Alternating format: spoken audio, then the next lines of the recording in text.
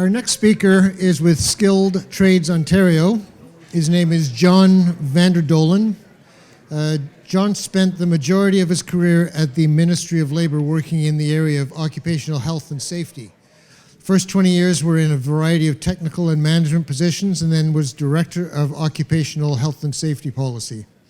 Prior to leaving the ministry, he spent 5 years in the transfer of prevention-related responsibilities from WSIB over to the ministry after the Tony Dean review that followed a tragic swing stage collapse in which 4 workers died. I remember it well. John joined the College of Trades in 2017 as Director of Compliance and Enforcement before moving to the position of Director, Policy Research and Standards. A couple of months into his position, the government announced the intent to close the College of Trades. Subsequently, the government announced an intent to convert OCOT into an agency of the Ministry of Labour Training and Skills Development with an expanded role of administration of apprenticeship to take place over the next couple of years. John has been an active member of the execution team carrying out that transition. I'd like to turn things over to John Vanderdolen. Thank you. Thanks. Thank you. Good morning. I want to thank the organizers of this half-day workshop forum for inviting and allowing me to provide an update in terms of that transformation to Skilled Trades Ontario. I have a number of slides, but I've left time at the end for questions. But if you have a question on a slide that I make, it's probably better to get my attention and clear up any uncertainty, and then we'll carry on. So this is a bit of a history lesson. For those of you who recall, Ontario College of Trades was established in 2009, but opened its doors in 2013. It was a professional self-regulatory body that operated on a membership model with a particular focus to the compulsory trades. And that is a significant change in terms of the model that the legislation provides for Skilled Trades Ontario. It's not a self-regulatory body anymore. It's not a membership model. It's a licensing body. And Making Ontario Open for Business Act 2018 legislated the wind down of the college, and that, as you heard, was the start of plans to bring all of the responsibilities of the College of Trades. At that time, the thought was to bring it into government. And so we started to wind down the organization, and as you'll hear, wouldn't surprise you that over the 2.5 years of uncertainty, a lot of staff left, and now we're in the midst of rebuilding the organization. In particular, in a number of departments, we were down to 0 employees left with the organization, for example, in our HR area, in our communications area. So the rebuilding has started, and the rebuilding continues underway. But as part of the planning for a change to the model of the College of Trades, the government created a skilled trades panel, and in 2020 they were appointed. They have provided 2 reports. One of the reports forms the basis of a lot of the administrative structure of Skilled Trades Ontario in the legislation.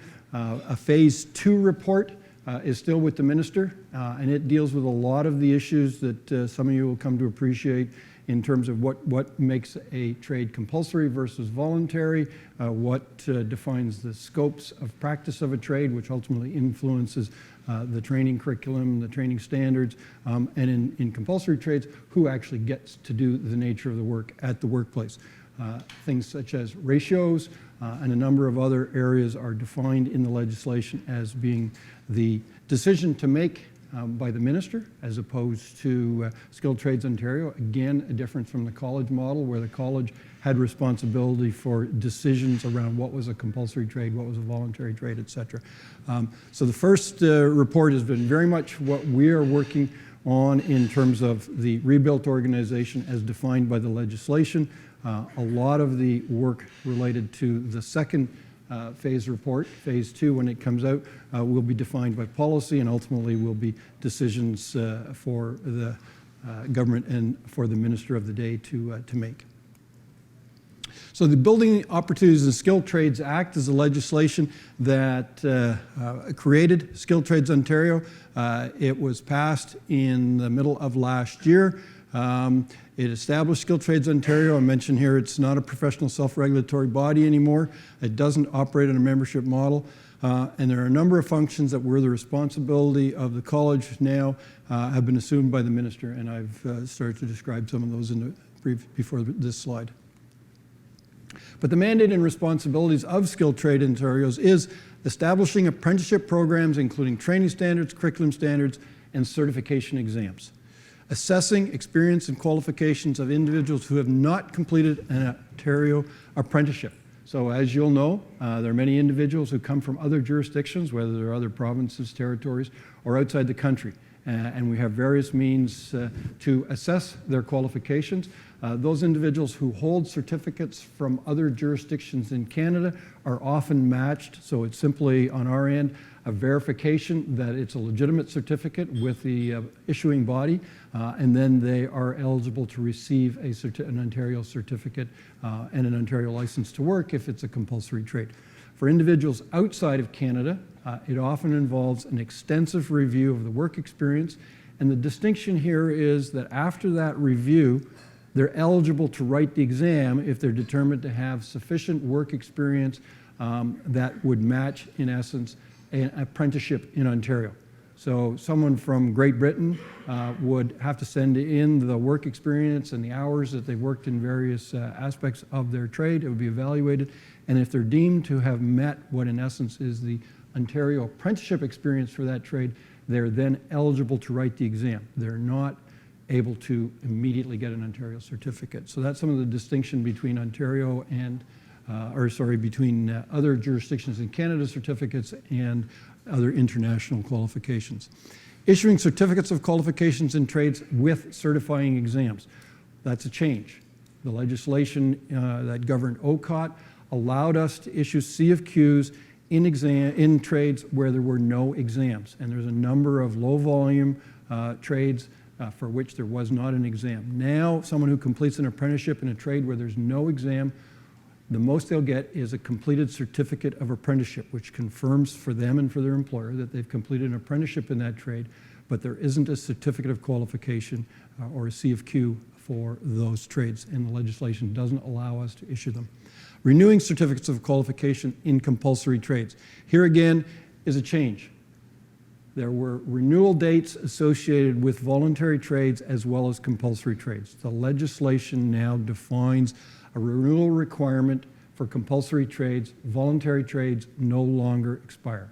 So once you get a CFQ in a voluntary trade, that is a certificate is good for life. The certificate of qualification for compulsory trades is good, but you have to renew it.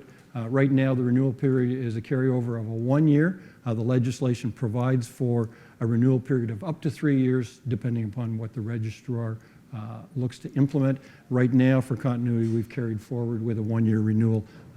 There's enough other changes going on without changing a renewal cycle for folks. We maintain a public register of people authorized to work in compulsory trades. There's a change. We used to have a registry that had all members of the college. So you could be a tradesperson, an apprentice in a voluntary trade, and you'd be on our register. Now the register is there for people to see who holds a certificate and whether it's up to date in compulsory trades. That's for the benefit of an employer. It's for the confirmation by an apprentice or a certificate holder or a provisional certificate holder. I'll speak to that in a moment. Or for someone who's looking to retain. And I heard some questions directed at Bonnie and some of her folks about underground economy. And if a member of the public is looking to retain the services of an electrician, how can they tell that that person is legally allowed to work in Ontario? Well, you can go to the register on our website and put the person's name or their certificate number and get confirmation that they are legitimately licensed to work in Ontario. We have a responsibility for conducting research in relationship to apprenticeship and trades, and there were some questions about how many licensed tradesperson, how many apprentices are coming through the system, and all of that's important to ensure that we have a trades and apprenticeship system that's ready and able to meet the workforce demands of our economy and certainly of the employers who work in the industry. And we have a responsibility for promoting trades and apprenticeship. And that is something we see doing in conjunction with a lot of organizations that are already working with at community level, with student groups in schools. Some of you will be familiar with OEAP and co-op programs. So we'll be working closely in partnership around some of those kinds of promotional activities. Ministry responsibilities. So I've already spoken to some of these, so I won't spend a lot of time. But for prescribing trades, if you want a new trade in Ontario, it's the Minister of Labour who has to authorize it by a regulation. And you heard Bonnie make reference to some of the work that we're doing in conjunction with TSSA, arising from an announcement from the Minister of Labour around 2 gas fitter trades and an oil burner technician trade that would move under the Trades and Apprenticeship System for Skilled Trades Ontario. But scopes, trade classifications, whether it's compulsory or not, ratios, and the compliance and enforcement piece through its occupational health and safety inspectorate. So where the College of Trades used to have inspectors in the field looking for certificates of qualification, in the compulsory trades, electrician, you know them as well as I do, automotive service technicians, not just construction-related trades, our inspectors were looking for qualifications or a registered apprenticeship in order to be able to work. That responsibility is now with the Ministry of Labour. Their occupational health and safety inspectors have been cross-appointed to enforce the BOSTA requirements around compulsory trades. And they're currently working to develop that experience and data expertise with their health and safety inspectors. Compulsory trades, I think you'll know most of this, so I'll just hit on the highlights, but you need to be a certificate of qualification holder, a provisional certificate of qualification. So that is a change. There used to be a qualification that you got after completing your apprenticeship before you wrote your exam. Now that qualification is referred to as a provisional certificate of qualification. It still starts out at a year in duration, so in essence an individual who completes their apprenticeship. The previous category was a Journeyperson candidate. So some of you may recognize that term, Journeyperson candidate. There are no longer Journeyperson candidates. They're provisional certificate holders. You have a year to complete your exam, successfully complete your exam. But there is mechanisms in the legislation, and we're developing processes now for individuals to request an extension for extenuating circumstances. So one of the things that a lot of Journeyperson candidates and now provisional certificate holders experienced during the pandemic, exam centers weren't open. And so people lost opportunities to write their exams. And so there were regulations extended to automatically extend everyone, but in future, if there are reasons for exams not to be available, individuals can request it. And that is a mechanism that wasn't available to the college. You had your year, and you darn better pass your year, otherwise you had difficulties continuing to work in compulsory trades if you weren't successful in passing your exam. Or you need a registered training agreement, so you need to be an apprentice. And those are the 3 requirements for individuals working in the compulsory trades. Right now, the renewal requirement for the certificate of qualification is $60 plus HST. We may be moving to a 2 or 3 year model, but no decisions have been made on that at this point. And the individuals who are practicing the compulsory trades will appear in the public register, and that's the place that everyone can confirm that they're working legitimately. So the public register I've spoken a little bit about. I won't spend much more time at all, but it's in essence to allow members of the public and members in the industry to be able to see whether an individual who holds a compulsory certificate, whether an individual does hold a compulsory certificate, to allow them to work in a compulsory trade. The individuals who met the requirements of the previous compulsory trades are automatically transferred to the public register. So that's apprentices, journeyperson candidates who are now converted to provisional certificate holders, and former members of the journeyperson class. Non-compulsory trades. They were formerly known as voluntary trades.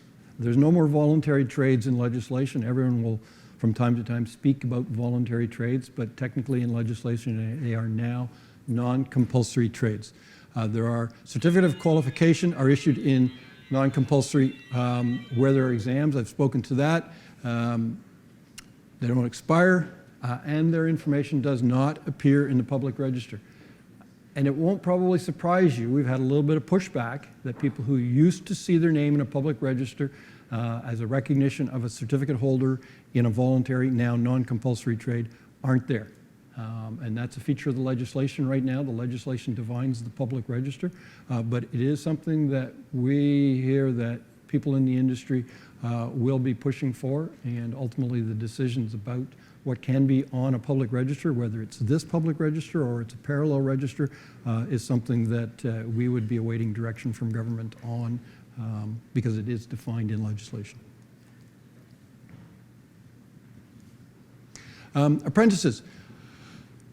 This is an area that is scheduled for transition over to Skilled Trades Ontario, but continues to be done by the Ministry of Labour Training Skills Development in their regional offices. So those of you who are familiar with the apprenticeship system, those of you who have relationships with apprentices and the ministry offices, that doesn't change. Over time, those program areas will move to Stowe. How they'll move, in what sort of stages, and how the mechanisms of apprenticeship might change. For example, in terms of the use of more online portals and more online registration. Right now, it's very much a paper-based process, primarily face-to-face or video, etc. But the ministry currently continues to do apprenticeship. Those who were registered as apprentices are automatically registered with Skilled Trades Ontario. So in the compulsory trades, they appear on our register. Apprentices are shown on our public register for the compulsory trades. You don't have to have a statement of membership from us, so you don't have to have a dual registration process. Apprentices used to register with the ministry, but they also had to register with the college. And that was one of the criticisms of duplication and red tape and the rationale for, in fact, rationalizing all of the apprenticeship and Journeyperson in one organization. Registered training agreements that were in place continue to be valid, and the ministry continues to be the partner in those agreements now.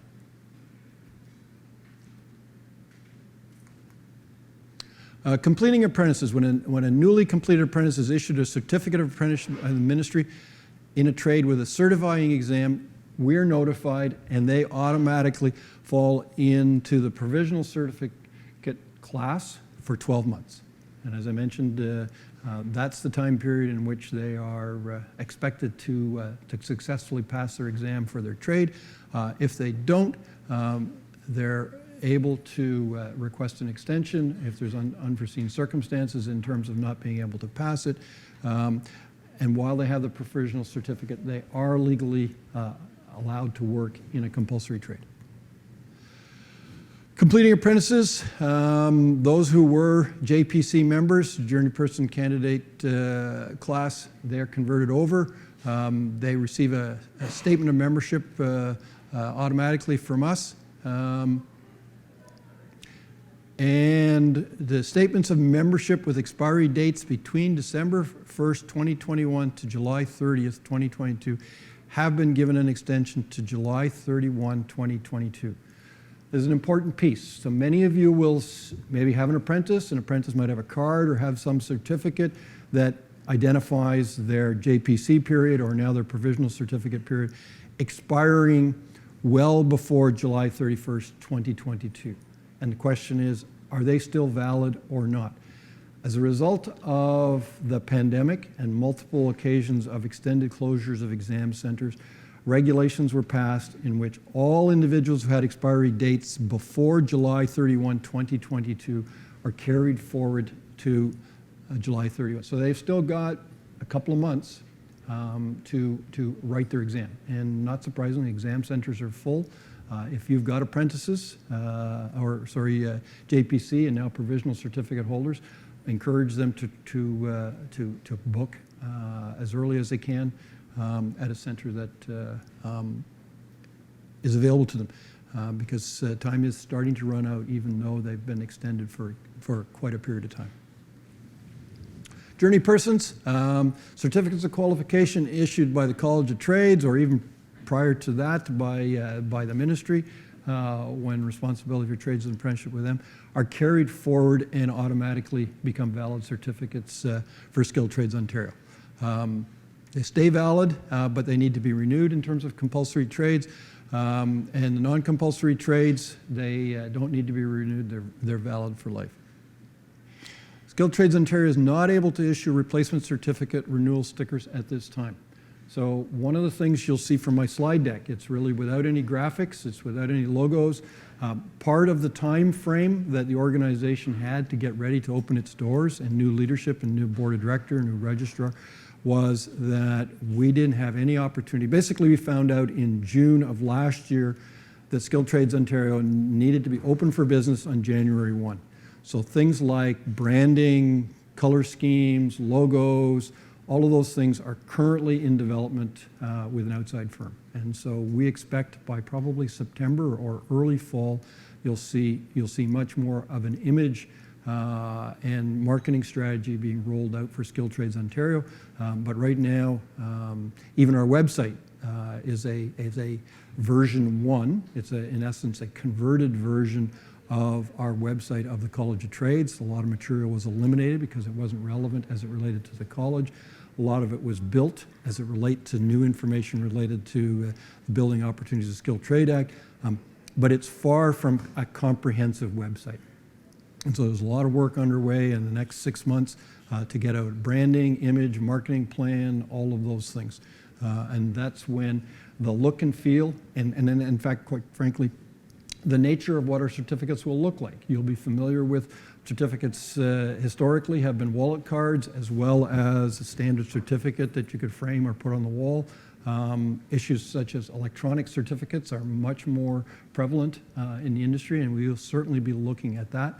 But in terms of if someone currently completes their certificate or apprenticeship, they will get an authorizing letter from us. That's what the ministry inspectors will be looking for, is authorizing letters.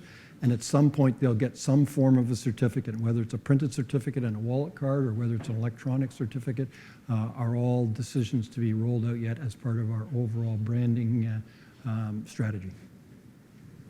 Excuse me. Yes? On a renewal, basically, I was told just to keep a copy of my invoice on my phone. Yeah, so the comment at the front here was that upon renewal, this gentleman was advised to keep a copy of the invoice, and I guess you received it electronically.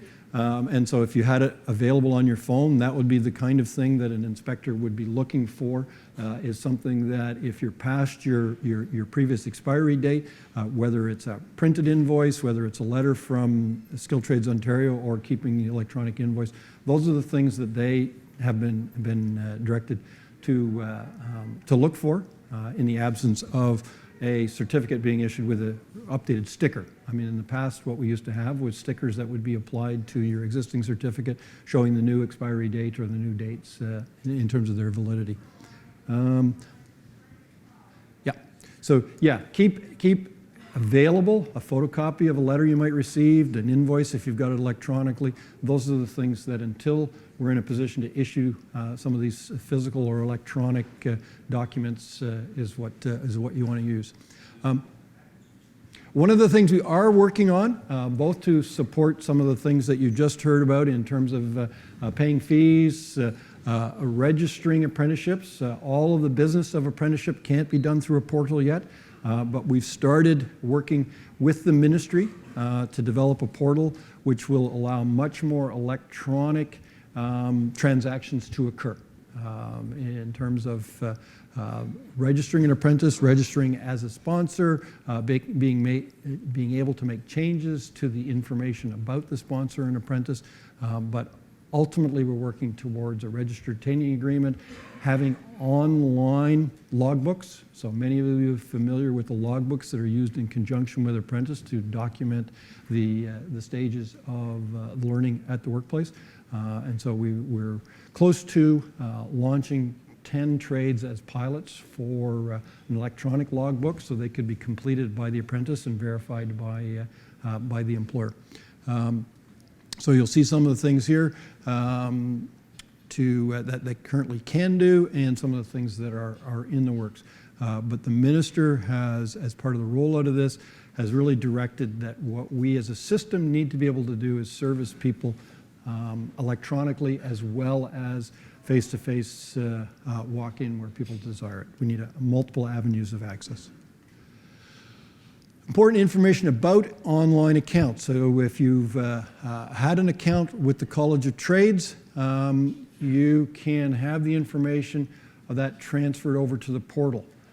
I'll show you a landing page that you'll arrive at in a second. The really important piece that I want to make on this, and I won't, at the risk of belaboring it, is if you had an email address that has changed since the email address you used with the College of Trades, don't try to register with that email address. It will only recognize the email address when you go to create a portal account. It'll only recognize the email address that was with the College of Trades. So if in the meantime, if you've changed your email address, you're going to need to contact us by phone at this point and have someone manually set up a new account for you because the system won't recognize you unless it's linked to the email address that we had on file for you. But there's an account login with My Ontario. This is part of the security system. So you don't immediately get to the portal. You get to something that looks like this. So from our website, if you wanted to create an account, so you previously had an account, you'd click on it and you'd come to this page. Well, you'd come to an interim page which defines a little bit of a description about the process. But the really important piece here is this email address needs to be the one that we, as College of Trades, had on file for you. If in the meantime you've changed and you want your registration to be with your new email account, you need to contact our client services at that number. And so I will be leaving the slide deck. I don't know if plans are being made to share my presentation with everyone, but you can get that website or that phone number from our website, from any phone directories, etc.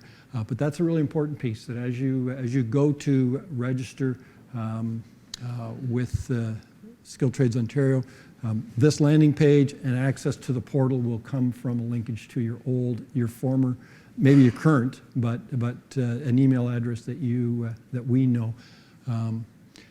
I see some people writing it down. Do you want me to read it out? If the back of the room you're having difficulty, it's 1-855-299-0028. Things to come.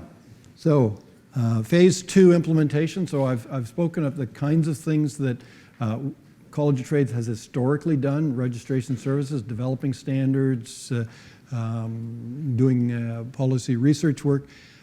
But phase 2 of implementation is the transfer of all the administration of apprenticeship. So phase 2 will occur over the next 24 months or so. It'll expand STOW to take on the administration of apprenticeship, administration of certifying exams. So right now, you'll know we have a split responsibility. You register with the college and pay a fee for taking an exam, but then you have to contact the ministry exam center for the purpose of actually getting a date and a time to do your exam. Then you find out from us, formerly the college, how you did on your exam. And so again, left hand, right hand, part of the system as we move forward. Everything will be done by Skilled Trades Ontario. Apprenticeship, registering for exam, paying a fee for exam, getting your results of the exam, all of those things.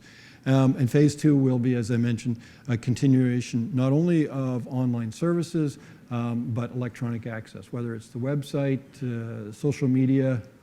As part of the transition we're preparing for, we have all of the social media addresses for Skilled Trades Ontario. We just had no communication department to start all of our social media supports, whether it's Facebook and Twitter and Instagram and all of those things. You will see coming as we roll out more and more access to Skilled Trades Ontario. Here are some websites in terms of skilled trades: Ministry of Labour, Training and Skills Development, the link to the legislation, Building Opportunities of Skilled Trades Act, and the Occupational Health and Safety Contact Center. And that's where The question came earlier in terms of if someone wanted to phone in a complaint about an individual who is working unauthorized in a compulsory trade. You can find the number to contact or an email address from that link. It's their health and safety inspectors, it's their contact center that will receive any calls and complaints about someone working unauthorized. And happy to answer any questions.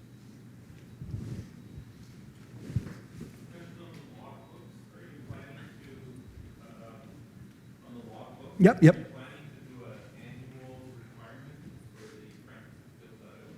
So did everyone hear the question? On the logbook, is there plans to do an annual logbook? One of the things that we'll be looking at closely as part of this transition, we've heard a lot of concerns that the logbook process isn't audited as closely as it should be.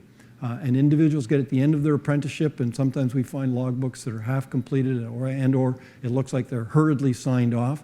So yeah, I think that it's really the current system. It's incumbent on the apprentice and the sponsoring employer to make sure the logbook is current. By having an online system, one of the advantages is centrally it can be more closely monitored, and whether it be annually, quarterly, semi-annual is part of a decision yet in terms of how we would make sure that logbooks are being used for how they're intended. They're currently, in some cases, you finish a module, you get it signed off you sign it off as an apprentice, you get it signed off by your sponsor, and you just keep it going. In other cases, we hear that people get to the end of 4 years and go, "Oh, Jesus, this thing is empty." And all of a sudden, they're looking for signatures. So yeah, an electronic logbook will allow both for better feedback as well as monitoring, for sure.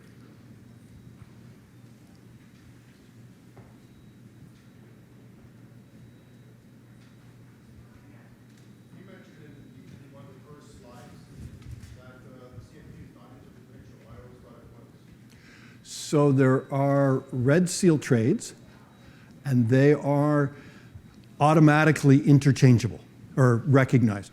Ontario also has arrangements for recognition of a lot of trades that aren't red seal. And so you'll be familiar with very many that are red seal, but there are a lot of trades. And by way of background, the system of red seal really requires at least 4 jurisdictions in Canada to have a harmonized process of training and the exam to be able to basically say, yeah, this is red sealed for labor mobility purposes. Having said that, a lot of training programs for other trades in Ontario are similar to Alberta, BC, et cetera, and that's where the labor mobility legislation that governs all of our requirements as various jurisdictions requires us to at least consider those qualifications from other jurisdictions. So you're not prevented from working in Ontario with an Alberta certificate if we've looked at it and say, yeah, Alberta's training is the same as ours. If it's red seal, it's automatic. Then there's no question, so to speak. I'll just build a little bit on what Bonnie spoke to in terms of we're currently working with TSSA on the minister's announcement about bringing 3 of the trades currently under their jurisdiction for training requirements and training standards, and we heard the question related to how current the training standard is relevant to the industry practices, equipment being used, technology, et cetera.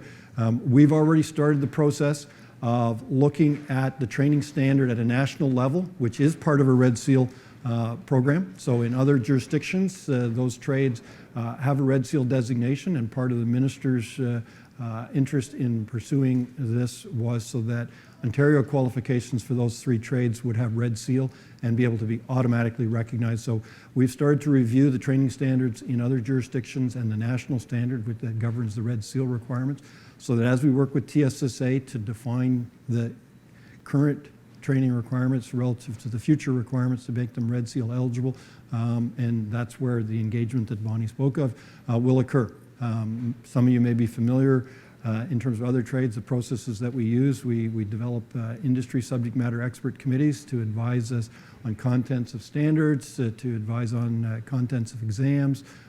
They then are taken more broadly to industry for further comment on in terms of the training standards or the curriculum standards. We work closely with the training delivery organizations in terms of the curriculum standards for their rollout. And again, you know, there was some comment about the consistency of training at the various training classroom training organizations, and that's something that we hope to bring more quality assurance to that process as a training curriculum is developed for those three trades.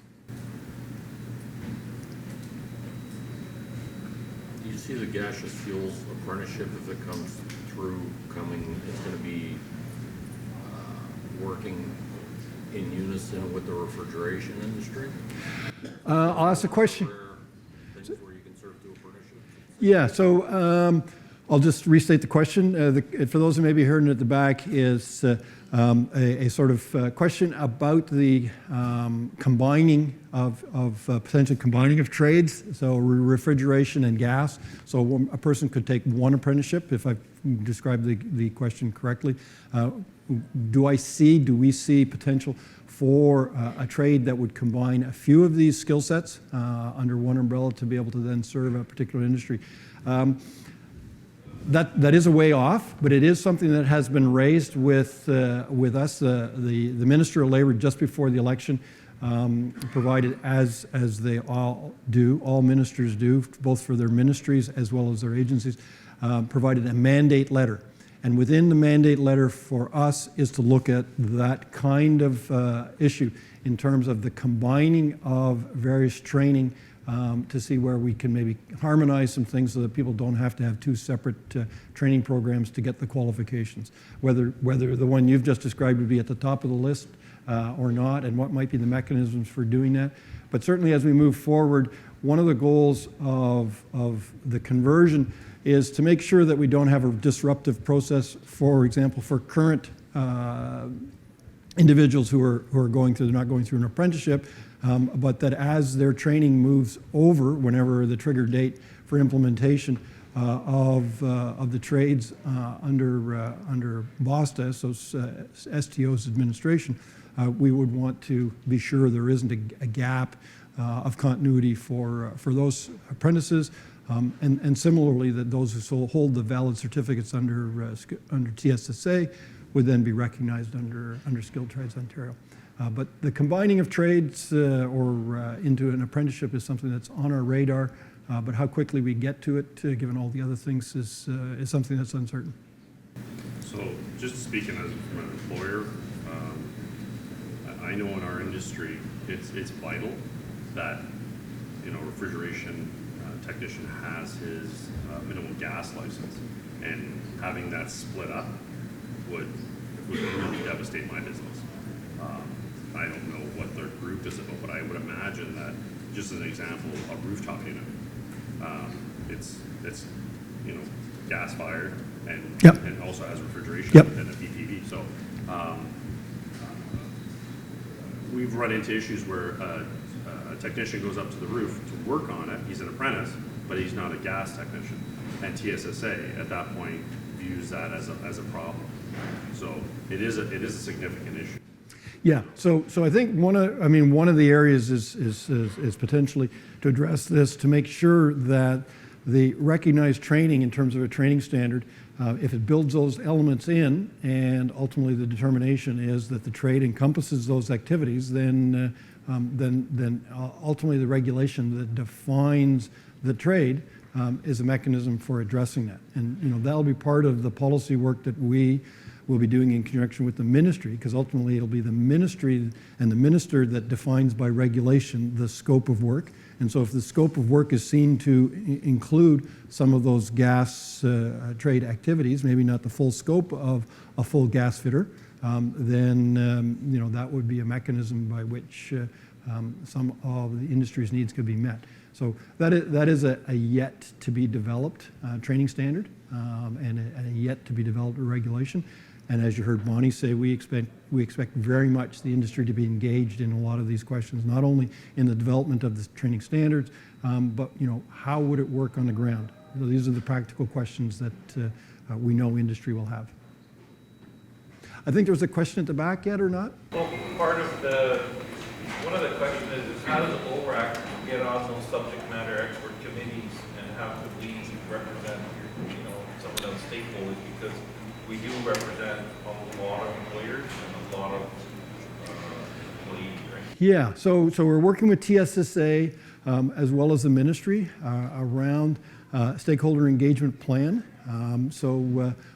It wouldn't hurt to send either ORAC or individually a letter or email of interest to participate, both on subject matter expert committees if you're interested in being on the subject matter expert committees, or at minimum being engaged in the consultations. Those will be broadly communicated, and whether held in public forums like this or other mechanisms, we certainly expect and have been directed to have a wide-reaching engagement with the industry so that it works on the ground.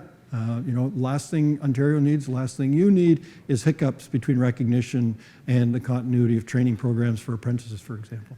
Well, if there aren't any other questions, the last thing I know as a speaker you want to do is stand between people and their lunch, or in the case of lunch and then golf. So I won't be dragging questions out of you if you don't have any more. And if there aren't, thank you for your attention, and have a good afternoon. Thank you.